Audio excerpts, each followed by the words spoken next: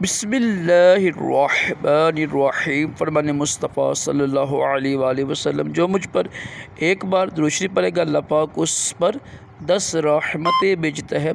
सल्लल्लाहु अलैहि हबीब सल्लल्लाहु अलैहि मोहम्मद। 3 सांस में पानी पीना सुन्नत है। उमर के रशद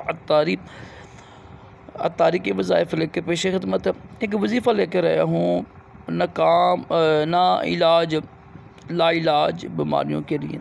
अगर आप समझते हैं ना कि ऐसी बीमारी है जिसकी समझ नहीं आ रही ना, आपको समझ नहीं आ रही है कि मसला है क्या, बीमारी है क्या, और उसका इलाज भी ना हो रहा हो, अल्लाह पाक के हुक्म से आप ये अमल कीजिएगा। चंद दिन इंशाल्लाह, चंद दिन में ये कर्म होगा और उसका इलाज मिल जाएगा।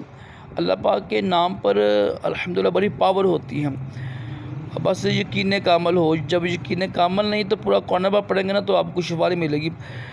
तो जिस बीमारी की ना समझ लग रही हो या आखिर बीमारी है क्या, इसका इलाज क्या है, परेशान होने की बजाय आपने करना ये है कि अव्वल आखिर ना 11 मरतबा दुरूद पढ़ के ना, चाहे दुरूद इब्राहिम पढ़ लें, दुरूद इब्राहिम पढ़ कर तो आपने 111 मरतबा या ज़ल जलाली वल इकराम ये पढ़ कर दम करें, पानी भी दम करें, उस मरीज़ को भी दम करें।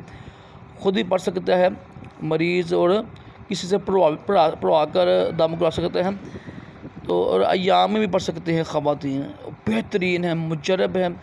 जो बीमारी ना समझ लग रही हो या ला इलाज बीमारियाँ हैं ना, इंशाअल्लाह उसमें ये बड़ा मुयस्सर होगा, मुफीद होगा। अल्लाह पाक के हुक्म से अल्लाह पाक हम सब को तमाम जिस्मानी रूहानी बीमारियों से महफूज रखे, दोनों जहानों की भलाइयाँ अता करे।